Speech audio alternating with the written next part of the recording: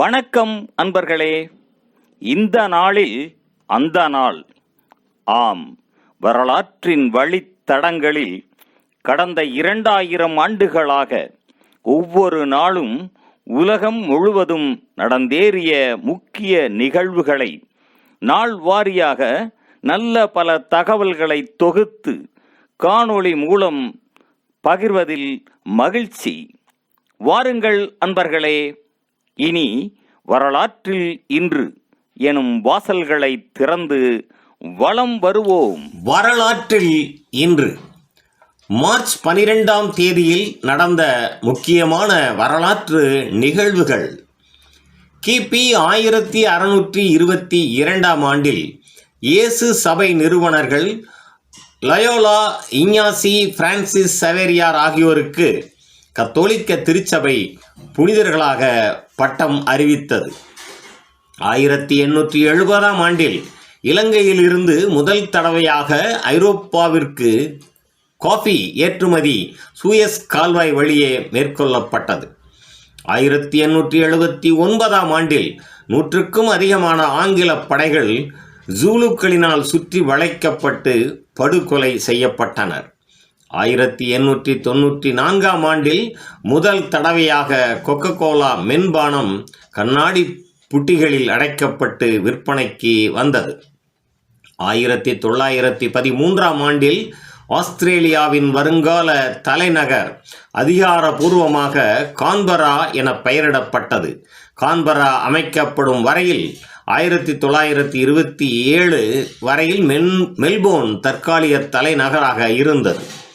1922ஆம் ஆண்டில் Armenia, Georgia, Azerbaijan ஆகிய நாடுகள் டிரான்சுகாகேசியா சோசலிச சோவியத் குடியரசு என்ற பெயரில் இணைந்திருந்தன. 1928ஆம் ஆண்டில் கலிபோர்னியாவில் சான் பிரான்சிஸ் அணைக்கட்டு உடைந்ததில் 431 பேர் உயிரிழந்தனர். 1934ஆம் ஆண்டில் ஸ்தோனியாவில் இடம்பெற்ற இராணுவ புரட்சியை அடுத்து அரசியல் கட்சிகள் தடை செய்யப்பட்டன. 1938ஆம் ஆண்டில் ஜெர்மானிய படைகள் ஆஸ்திரியாவை ஆக்கிரமித்தன. அடுத்த நாள் இணைப்பு அறிவிக்கப்பட்டது. 1940ஆம் ஆண்டில் பனிக்கால போரில் பின்லாந்து மாஸ்கோவுடன் அமைதி உடன்பாட்டிற்கு வந்தது.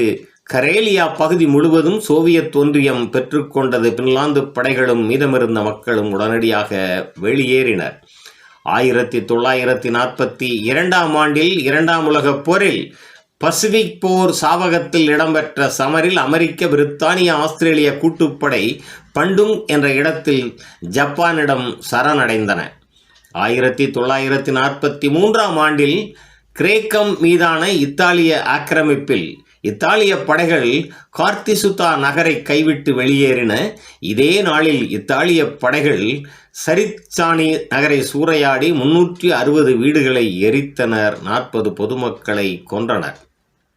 1950ஆம் ஆண்டில் வேல்ஸில் வானூர்தி ஒன்று விபத்துக்கு உள்ளானதில் 80 பேர் உயிரிழந்தனர். 1954ஆம் ஆண்டில் சாகித்ய அகாதமி விருது இந்திய அரசினால் தொடங்கப்பட்டது. 1967ஆம் ஆண்டில் சுகார்த்தோ இந்தோனேசியாவின் அரசு தலைவரானார்.